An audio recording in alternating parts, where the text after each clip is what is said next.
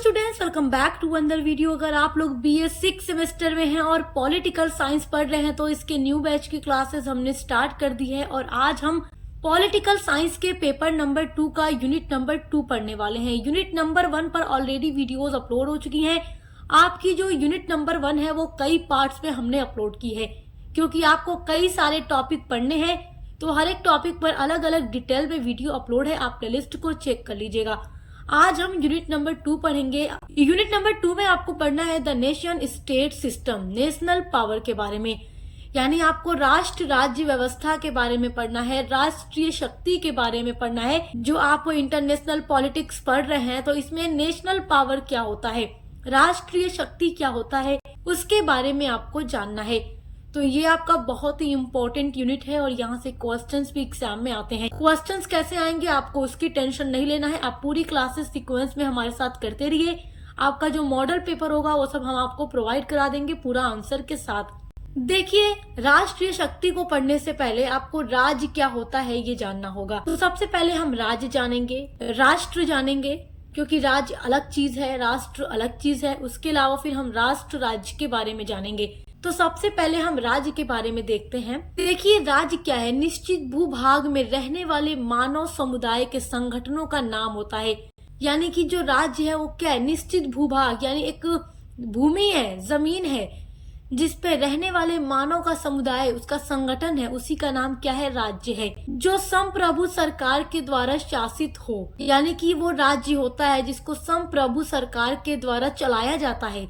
संप्रभु सरकार का मतलब कि देखो, ऐसी सरकार होगी जो आंतरिक और बाह्य तरीके से, हर तरीके से अपने देश के लिए, अपने राज्य के लिए नीतियां खुद बनाएगी। जैसे आप इसका एग्जाम्पल ले सकते हैं हमारे भारत का, यानी 1947 में हमारा भारत आजाद हुआ और उससे पहले हमारा भारत एक संप्रभु राज्य नहीं था।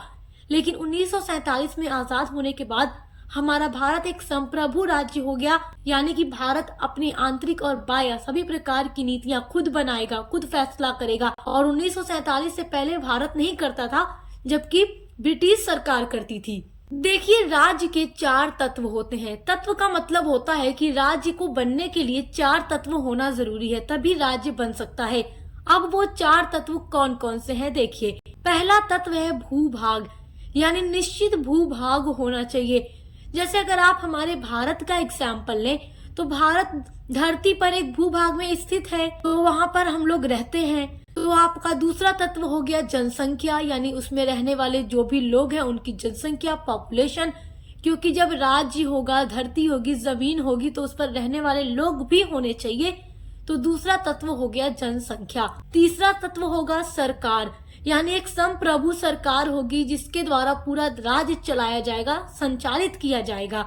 और चौथा तत्व हो गया संप्रभुता, यानी एक संप्रभु राज्य होगा जो अपनी आंतरिक और बाह्य सभी प्रकार के फैसले या नीतियां खुद बनाएगा, खुद फैसले लेगा, खुद निर्णय करेगा, किसी के ऊपर निर्भर नहीं होगा।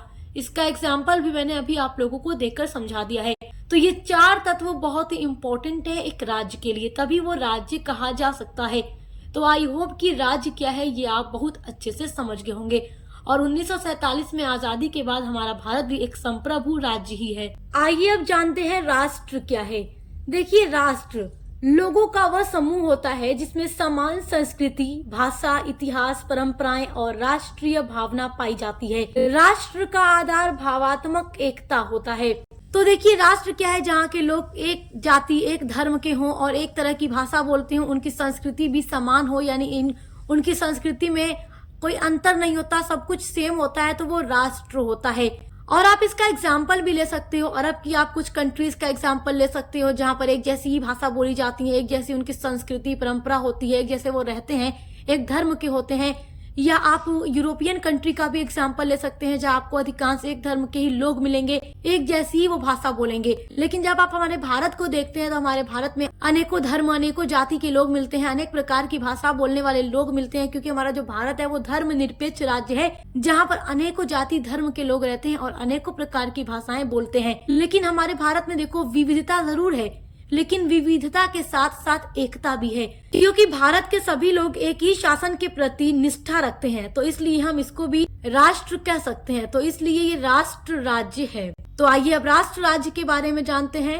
जब एक राष्ट्र के लोग एक राज्य यानी एक राज्य या देश के भीतर रहते हैं और उनकी भावनाएं और राजनीतिक इकाई एक ही होती है, यानी वो एक ही सरकार के प्रति निष्ठा रखते हो, तो उसे राष्ट्र राज्य कहा जाता है। जैसे आप हमारे भारत का एग्जाम्पल ले सकते हैं, कश्मीर से लेकर कन्याकुमारी तक, गुजरात से लेकर असम तक, अंडमान निकोबार, सब कुछ एक ही सरकार के द्वारा, भारत सरकार के द्वारा संचालित किया जाता है, कि उनके द्वारा ही पूरा चलाया जाता है, देश प्रशासन किया जाता है। तो सभी लोग एक ही सरकार के प्रति निष्ठा रखते हैं, तो ये इसलिए राष्ट्र राज्य है। आइए अब जानते हैं राष्ट्रीय शक्ति क्या है, यानी नेशनल पावर क्या है। देखिए, जो राष्ट्रीय शक्ति है वो राज्य का केंद्र बिंदु है। तो देखिए, राष्ट्रीय शक्ति से आशय किसी देश की वह क्षमता है जिससे वह दूसरे देशों को प्रभावित कर सकता है और अपने जो भी राष्ट्रीय हित है, जो भी उद्देश्य है, उनको पूरा कर सकता है और अपनी इच्छा के अनुसार उनसे काम करवा सकता है। यानी कि देखो, कोई भी राष्ट्र ऐसा है जिसके पास अधिक पावर है, अधिक शक्ति है, तो वो किसी भी अन्य राष्ट्र से यानी अन्य देश से अपना काम करवा सकता है। आप इसका एग्जाम्पल अपनी सोसाइटी से भी ले सकते हैं। जो समाज के अंदर बड़े लोग होते हैं जिनके पास पावर है, पैसा है, तो वो किसी भी इंसान से अपना कोई भी काम आसानी से करवा लेते हैं। समाज के अंदर जो थोड़ा प्रतिष्ठित लोग होते हैं, प्रतिष्ठा वाले होते हैं, वो इजिली किसी से भी अपना काम करवा लेते हैं और लोग उनका काम करते भी हैं, मना नहीं कर देते। क्यों? क्योंकि उनके पास शक्ति होती है, पावर होती है, पैसे की पावर हो या किसी भी तरीके से पावर है, तो वो अपना काम करा सकते हैं। तो इसी तरीके से जब राष्ट्र या राज्य की बात आती है, तो कोई भी राज्य या राष्ट्र जब शक्तिशाली होते हैं, उनके पास शक्ति होती है, पावर होती है, तो वो अपने हितों को पूरा करने के लिए किसी भी देश से, किसी भी अन्य देश से अपनी काम करवा सकते हैं, अपनी इच्छा को पूरा करवा सकते हैं, अपने अनुसार उनसे कोई भी काम करवा सकते हैं और उनको अपनी शक्ति से प्रभावित कर सकते हैं। तो वही होती है राष्ट्रीय शक्ति। आइए अलग अलग विद्वानों के अनुसार राष्ट्रीय शक्ति की परिभाषा देखते हैं कि अलग अलग विद्वानों ने राष्ट्रीय शक्ति के बारे में क्या अपने शब्दों में लिखा है।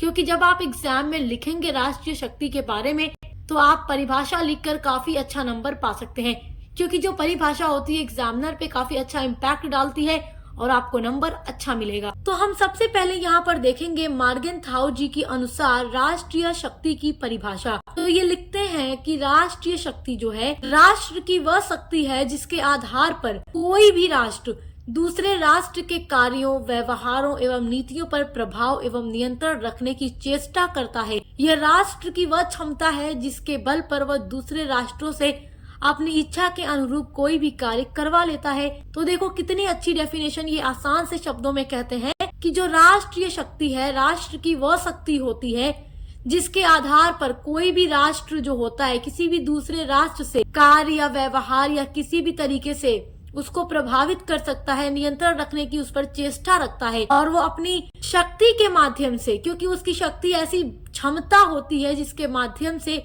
वो किसी भी अन्य राष्ट्र से अपने काम अपने हिसाब से करवा सकता है और अपने हितों को पूरा करा सकता है। आपकी अगली डेफिनेशन है हॉर्टमैन के अनुसार। आइए देखते हैं कि ये राष्ट्रीय शक्ति के लिए क्या लिखते हैं। ये लिखते हैं कि राष्ट्रीय शक्ति में यह बोध होता है कि अमुक राष्ट्र कितना शक्तिशाली अथवा निर्बल है या अपने राष्ट्रीय उद्देश्यों की पूर्ति करने की दृष्टि से उसमें कितनी क्षमता है। यानी कि कोई भी जो राष्ट्र है अपने उद्देश्यों की पूर्ति करने की दृष्टि से उसके अंदर कितनी क्षमता है कि वो अपनी शक्ति के माध्यम से, अपनी शक्ति का प्रयोग करके किसी भी अन्य राष्ट्र से अपने हितों को पूरा करा सकता है, अपने उद्देश्यों की पूर्ति करा सकता है, अपने कामों को करा सकता है। तो हॉर्टमैन कहते हैं कि वही किसी भी राष्ट्र की राष्ट्रीय शक्ति होती है जिसका प्रयोग करके वो किसी से भी अपना कोई भी काम करा सके।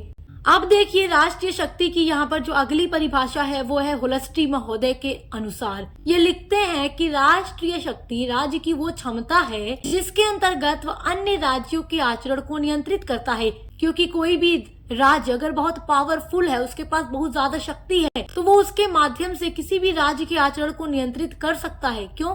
क्योंकि उसके पास पावर है, वो अपने पावर के हिसाब से उससे अपनी बात मनवा सकता है। और देखिए हर राष्ट्र यही चाहता है कि वो पावरफुल हो, उसके पास अधिक से अधिक राष्ट्रीय शक्ति हो ताकि वो हर राष्ट्र से अपने हितों की पूर्ति करवा सके। अगली डेफिनेशन है हॉश के द्वारा। तो हॉश महोदय क्या लिखते हैं अपने शब्दों में? ये लिखते हैं कि शक्ति वह बल है जो राष्ट्र अपने हित की पूर्ति के लिए दूसरे राष्ट्र पर डालता है।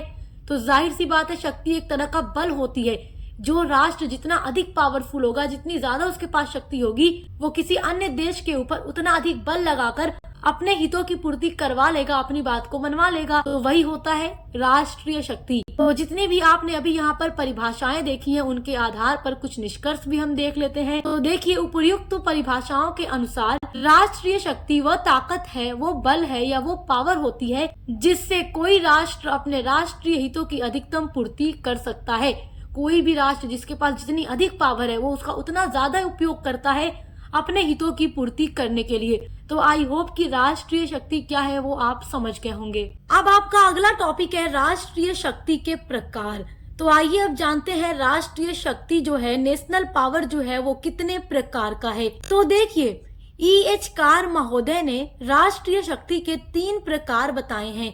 अब वो 3 प्रकार कौन कौन से हैं, यहाँ आपको अपने सामने दिख रहा होगा। पहला प्रकार E.H. कार महोदय ने बताया है सैनिक शक्ति। तो अब सैनिक शक्ति क्या है देखो, यानी कि सैन्य शक्ति। सैन्य शक्ति का मतलब कोई भी राष्ट्र जो है, तो उसकी जो सैनिक शक्ति होगी वो अगर मजबूत है, तो समझो कि उस राष्ट्र की जो राष्ट्रीय शक्ति है मजबूत है। जिसने उसके पास अधिक सैनिक होंगे, उतना उस राष्ट्र की जो राष्ट्रीय शक्ति है वो मजबूत होगी, पावरफुल होगी। दूसरी शक्ति है आर्थिक शक्ति।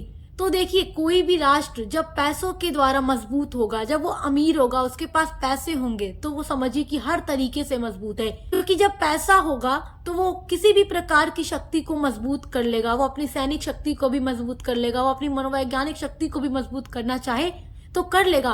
क्योंकि देखो, जो कंट्रीज जिनके पास बहुत अधिक पैसा है, पूंजी जिनके पास बहुत अधिक है, पैसा बहुत अधिक है, तो वो आर्थिक शक्ति के माध्यम से अपनी सैनिक शक्ति को भी बढ़ा लेते हैं, मजबूत कर लेते हैं, अपनी मनोवैज्ञानिक शक्ति को भी मजबूत कर लेते हैं। जैसे यूरोपियन कंट्री का एग्जाम्पल आप ले सकते हैं, जो आर्थिक शक्ति से काफी मजबूत है, तो वो अपनी हर प्रकार की शक्ति को बढ़ा लेते हैं।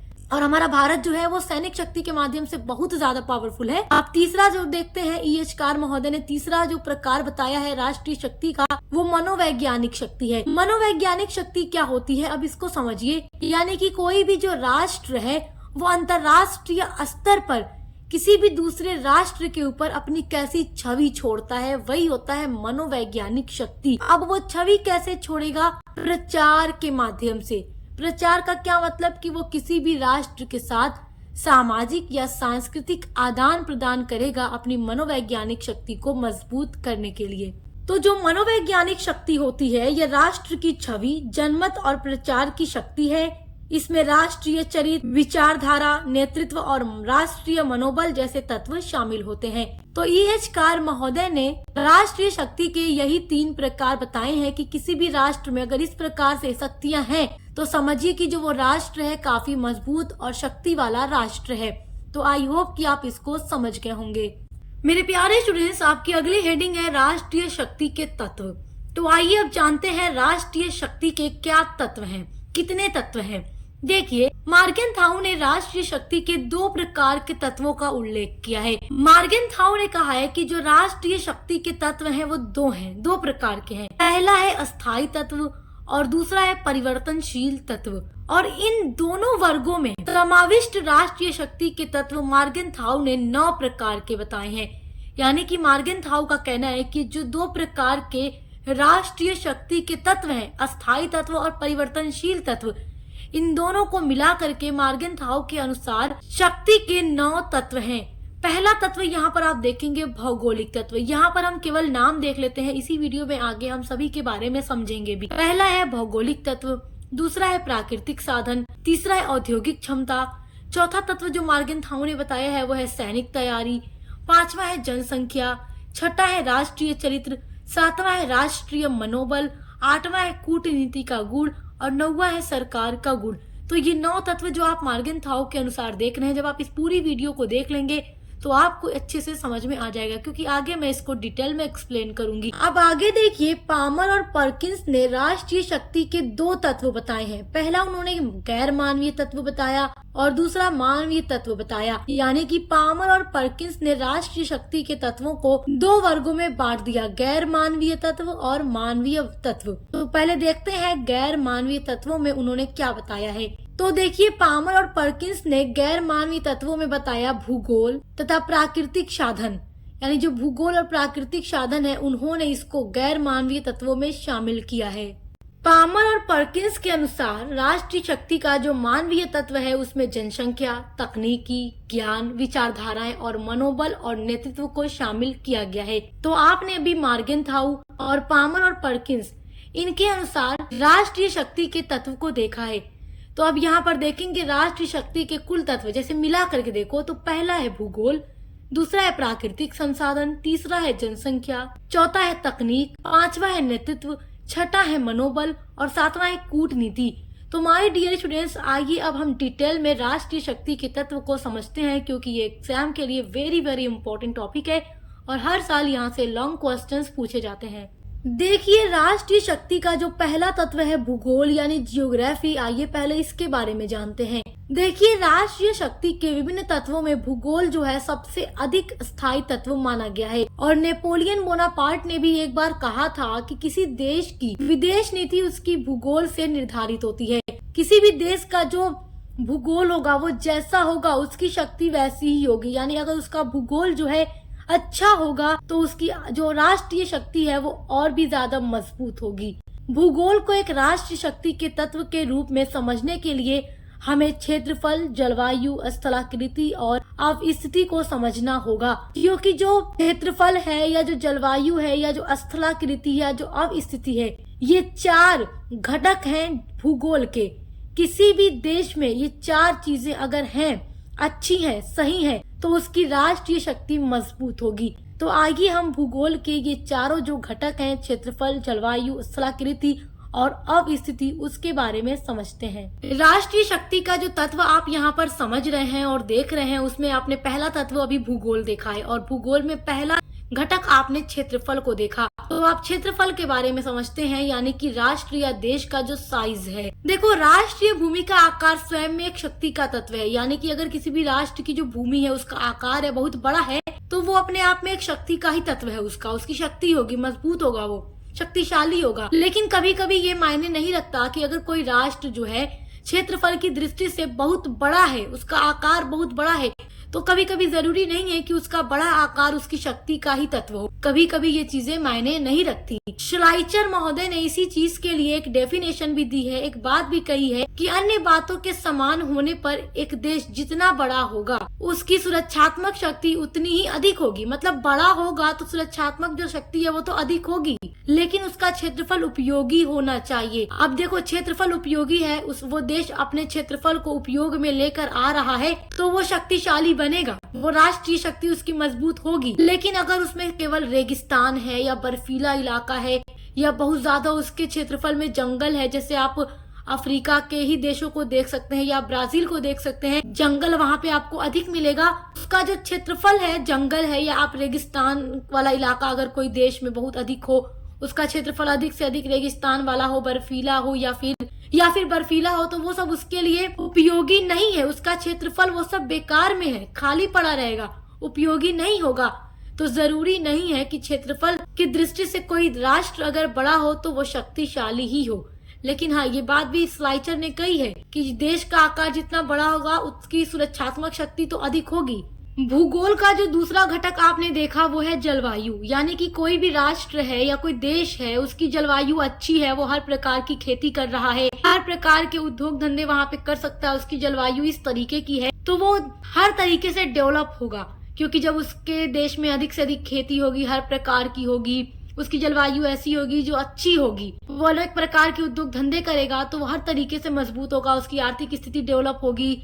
तो जब आर्थिक शक्ति मजबूत होगी तो वो हर शक्ति में मजबूत होगा। तो ये भी राष्ट्रीय शक्ति का एक तत्व है, आप समझ सकते हैं इस चीज को।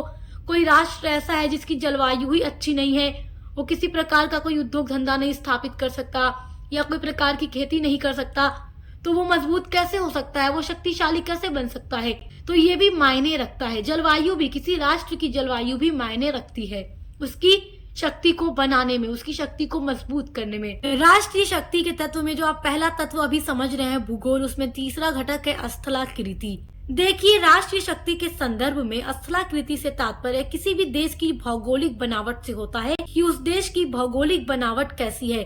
जैसे पर्वत हो गया, पठार है या मैदान है, नदियां हैं, मरुस्थल है या समुद्री तट, यानी कैसी उसकी स्थलाकृति है, उसमें कैसे ये सारी चीजें हैं। क्योंकि देखो स्थलाकृति किसी राष्ट्र की रक्षा व्यवस्था, सैन्य रणनीति या आर्थिक गतिविधियां या आंतरिक सुरक्षा को प्रभावित करती हैं। क्योंकि देखो पर्वत जो है प्राकृतिक सुरक्षा प्रदान करते हैं, उपजाऊ मैदान जो होंगे कृषि और जनसंख्या का आधार होते हैं, समुद्री तट जो होते हैं वो व्यापार और नौसैनिक शक्ति को बढ़ाते हैं। तो जब किसी भी राष्ट्र की स्थलाकृति अच्छी होगी तो उसकी राष्ट्रीय शक्ति ऑटोमेटिक मजबूत होगी। प्राचीन काल से ही हिमालय को भारत की उत्तरी सीमा पर प्रहरी माना जा रहा है, क्योंकि हिमालय उत्तर में स्थित है हमारे भारत के, और जो हमारे भारत की रक्षा भी करता है। अब बात करते हैं चौथे घटक की, अवस्थिति की। अवस्थिति का मतलब होता है लोकेशन। किसी भी राष्ट्र की लोकेशन कैसी है। अवस्थिति से तात्पर्य है कि किसी भी देश की भौगोलिक स्थिति कैसी है, जैसे वह किन देशों से घिरा हुआ है और उस देश की समुद्र से निकटता कैसी है, यानी उस देश से समुद्र कितनी दूरी पर स्थित है, आसपास में समुद्र भी है या नहीं, व्यापारिक मार्ग पर उस देश की स्थिति है या नहीं। इसका आप एक अच्छा एग्जाम्पल ले सकते हैं इंग्लैंड में जो 18वीं शताब्दी में औद्योगिक क्रांति हुई थी। क्योंकि देखो औद्योगिक क्रांति इंग्लैंड में सबसे पहले हुई थी 18वीं शताब्दी में। तो इंग्लैंड की जो अवस्थिति है वो ऐसी जगह है जहाँ से चारों आपको समुद्र मिलेगा। उसकी लोकेशन ऐसी है जिससे कि वो अपने जहाज को समुद्री मार्ग के माध्यम से किसी भी देश पहुंचा सकता था और माल को अपने देश में लेकर आ जाता था। और ये बात भी तो आप लोग जानते ही हैं कि जो हमारा भारत था वो पहले अंग्रेजों का उपनिवेश था, और हमारे भारत के अलावा भी बहुत सारे देश ऐसे थे जो अंग्रेजों के उपनिवेश थे, जहां से वो कच्चा माल सीधे अपने देश में अपने समुद्री मार्ग से ट्रांसफर कर लेते थे। मतलब हमारे भारत से भी अंग्रेज बहुत ज्यादा संसाधन, कच्चे माल वगैरह अपने देश में पहुंचा लेते थे। तो किस माध्यम से? समुद्र के मार्ग से वो ले जाते थे, क्योंकि उनकी लोकेशन अच्छी थी, जिसकी वजह से वो दिन ब दिन मजबूत होते चले जा रहे थे। तो मतलब कहने का यही है कि कोई भी राष्ट्र शक्तिशाली तभी होगा जब वो अपने भौगोलिक तरीके से भी उसकी मजबूती होगी, जब उसका क्षेत्रफल अच्छा होगा, उसकी जलवायु अच्छी होगी, उसकी स्थलाकृति अच्छी होगी, उसकी लोकेशन अच्छी होगी, तो वो राष्ट्र अपने आप को डेवलप करेगा और वो राष्ट्रीय शक्ति उसकी क्या होगी? मजबूत हो जाएगी। तो आई होप कि राष्ट्रीय शक्ति का जो पहला तत्व है वो आप समझ गए होंगे। पहला तत्व क्या है? भूगोल, जिसमें आपने ये 4 घटक पढ़े हैं, क्षेत्रफल, जलवायु, स्थलाकृति और अवस्थिति। अवस्थिति का मतलब है किसी भी देश की लोकेशन कैसी है। तो लोकेशन भी बहुत ज्यादा मायने रखती है राष्ट्रीय शक्ति को बढ़ाने में। राष्ट्रीय शक्ति का जो दूसरा तत्व है वो है प्राकृतिक संसाधन। प्राकृतिक संसाधन में देखो खाद्य सामग्री या कच्चा माल, ये दोनों ही आते हैं। तो पहले हम खाद्य सामग्री के बारे में समझते हैं। खाद्य सामग्री का मतलब जो खाने वाले अन्न है, अनाज है, उसकी बात हो रही है। कोई भी चीज जो खाएगी जनता, तो कोई भी देश खाद्य सामग्री के लिए अपने आप पर निर्भर है या नहीं। जैसे वो किसी अन्य राष्ट्र के ऊपर निर्भर तो नहीं है। अगर कोई भी देश खाद्य सामग्री के लिए अपने आप पर ही निर्भर होगा, किसी अन्य कंट्री के ऊपर वो डिपेंड नहीं होगा, तो समझिए कि वो उसकी राष्ट्रीय शक्ति अच्छी है। कि मान लीजिए अचानक से युद्ध हो गया, युद्ध होने के बाद देशों की अर्थव्यवस्था पर काफी बुरा प्रभाव पड़ा, तो वो दूसरे देशों का मुंह तो नहीं ताकेगा, वो अपनी खाद्य सामग्री के लिए खुद पर निर्भर रहेगा। तो प्राकृतिक संसाधन जो होते हैं वो भी राष्ट्रीय शक्ति के तत्व होते हैं।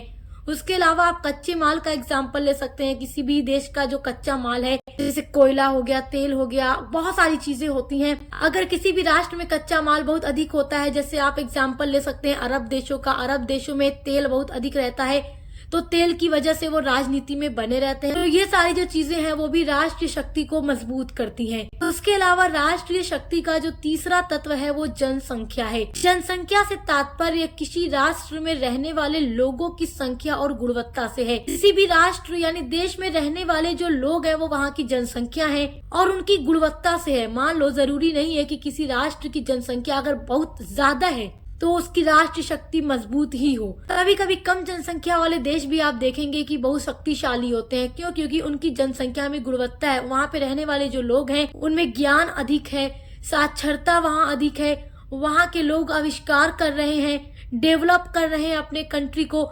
तो कम जनसंख्या के बावजूद भी वो देश क्या होगा? राष्ट्रीय शक्ति के लिए मजबूत होगा। और देखिए जो जनसंख्या होती है ना, वो राष्ट्रीय शक्ति या राष्ट्रीय ह्रास दोनों का कारण बन सकता है। राष्ट्रीय शक्ति का जो चौथा तत्व है वो है तकनीकी। देखिए वर्तमान युग में तकनीकी का भी पर्याप्त महत्व है। तकनीक में वे सभी साधन आ जाते हैं जो देश को भौतिक दृष्टि से समृद्ध बनाते हैं, विकसित करते हैं। आज आप देख रहे हैं टेक्नोलॉजी का जमाना चल रहा है और टेक्नोलॉजी जो है वो देश को ज्यादा से ज्यादा डेवलप कर रहा है और किसी भी देश को देखें तो भौतिक दृष्टि से समृद्ध बनता जा रहा है। तो ये सब कुछ वर्तमान युग में हो रहा है। वर्तमान टाइम में तकनीक की बहुत ज्यादा हो गई है, तो ये भी राष्ट्रीय शक्ति का एक तत्व है। और देखिए, तकनीकी प्रगति के 3 क्षेत्रों ने अंतर्राष्ट्रीय राजनीति को सबसे अधिक प्रभावित किया है। अब वो तकनीकी प्रगति के 3 क्षेत्र कौन है जिन्होंने अंतर्राष्ट्रीय राजनीति को यानी इंटरनेशनल पॉलिटिक्स को प्रभावित किया है?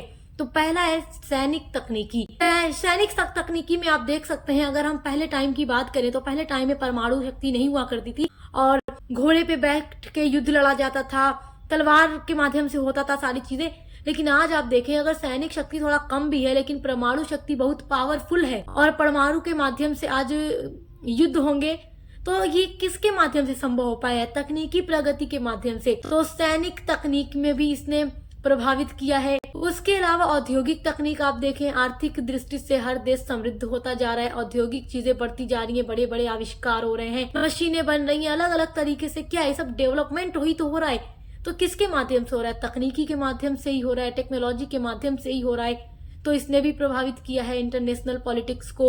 उसके अलावा अगर हम तीसरा क्षेत्र देखें तो संचार तकनीकी। जैसे देखिए, संचार तकनीकी के द्वारा राष्ट्रीय सरकारें जनमत को प्रभावित करने में सक्षम होती हैं और संचार की क्षेत्र की क्रांति ने अंतर्राष्ट्रीय क्षेत्र में वैश्वीकरण की प्रक्रिया को सुदृढ़ किया है। जैसे आप रेडियो, टेलीविजन, सोशल मीडिया, इन सभी का एग्जाम्पल ले सकते हैं, जिसके माध्यम से पिछड़ा से पिछड़ा जो इलाका होता है, एक छोटा छोटा सा जो गांव होता है, वहां पर भी रेडियो, टीवी, सोशल मीडिया के माध्यम से कोई भी खबर इजीली पहुंच जाती है। तो ये है तकनीकी। आई होप कि आप यहाँ तक समझ गए होंगे कि ये भी राष्ट्रीय शक्ति का एक तत्व है।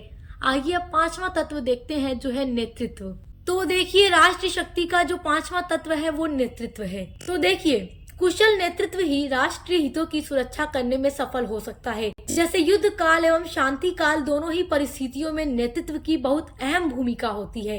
और इतिहास के पन्नों में जो भी वर्णित हैं, जैसे आप पढ़ते हैं नेपोलियन बोनापार्ट को या हिटलर को या बीस्मार्क या फ्रेडरिक महान आदि, इस तत्व के द्योतक हैं कि नेतृत्व के सशक्त होने पर राष्ट्र भी शक्तिशाली सिद्ध हुआ है। इन लोगों ने नेतृत्व अच्छा किया जिससे उनका राष्ट्र क्या है, शक्तिशाली सिद्ध हुआ। तो नेतृत्व भी मायने रखता है किसी भी राष्ट्र की राष्ट्रीय शक्ति को बढ़ाने में। छठा पॉइंट है मनोबल। मनोबल का मतलब क्या होता है कि देखो, कोई भी राज्य अगर है पूरी तरीके से शक्तिशाली नहीं है, छोटा सा राज्य है, कमजोर है, लेकिन अगर उसका मनोबल बड़ा है तो वो अपने से शक्तिशाली राष्ट्र के साथ भी टक्कर ले सकता है। जैसे कि आप एग्जाम्पल ले सकते हैं हिटलर का। हिटलर का मनोबल बहुत ऊंचा था जिससे उसने अमेरिका से टक्कर ले ली। मनोबल भी शक्ति निर्माण में महत्वपूर्ण योगदान देता है।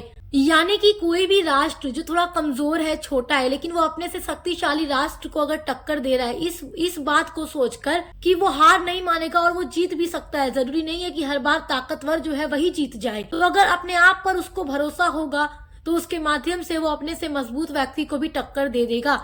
जिसका एग्जाम्पल आप ले सकते हैं, हिटलर अपने मनोबल के कारण ही अमेरिका से टक्कर ले लेता है और मनोबल भी शक्ति निर्माण में महत्वपूर्ण योगदान निभाता है। राष्ट्रीय शक्ति का जो 7वां तत्व है वो है कूटनीति। कूटनीति का मतलब होता है कि शत्रु जो है, दुश्मन जो है, उसकी परिस्थितियों के अनुसार चाल चलना। देखो, कूटनीति राष्ट्रीय शक्ति का वह तत्व होता है जिसके माध्यम से कोई देश अन्य देशों के साथ अपने संबंधों को व्यवस्थित और प्रभावी ढंग से संचालित करता है। यह एक शांति और रणनीति आधारित कला है जिससे राष्ट्र अपने राष्ट्रीय हितों को सुरक्षित रखता है और संघर्षों को टालता है और अंतरराष्ट्रीय मंच पर अपना प्रभाव बढ़ाता है। तो कूटनीति का मतलब ही है कि जो भी शत्रु हैं उसकी परिस्थितियों के अनुसार चाल चलना। तो आई होप कि आप राष्ट्रीय शक्ति के तत्व समझ गए होंगे। इन तत्वों के माध्यम से कोई भी राष्ट्र अपनी राष्ट्रीय शक्ति को मजबूत बनाता है। तो आई होप कि आज का ये जो टॉपिक है आपको बहुत अच्छे से समझ में आ गया होगा। अगर आपको समझ में आ गया है तो आप वीडियो को लाइक, कमेंट, शेयर जरूर कीजिएगा। चैनल को सब्सक्राइब करना मत भूलिएगा क्योंकि यहाँ पर आपको अपने पॉलिटिकल साइंस के पेपर 1 एंड पेपर 2 और अदर सभी सब्जेक्ट की क्लासेस एक सीक्वेंस में डेली करने के लिए मिलेंगी। तो अच्छे से पढ़ाई करते रहिए। Best of luck. अब मिलते हैं अगली वीडियो के साथ।